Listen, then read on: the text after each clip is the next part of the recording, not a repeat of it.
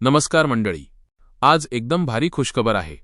3000 रुपयाचा हप्ता एकत्र सुटला आहे. 17वा आणि 18वा हप्ता दोन्ही एकदम खात्यात पडला आहे. आणि ही बातमी एकदम ताजी आहे. फक्त 5 मिनिटं अगोदर पैसे सुटले आहेत.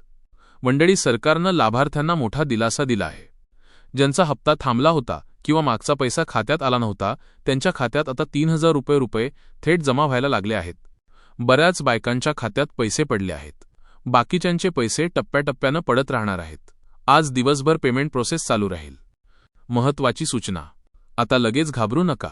आज संध्याकाळपर्यंत नाही तर उद्या सकाळपर्यंत पैसा पडू शकतो.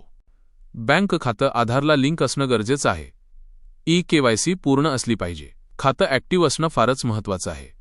मंडळी, तुमच्या खात्यात पैसा पडला की नाही ते पासबुक, मोबाईल मेसेज किंवा DBT पोर्टलवर लगेच तपासा.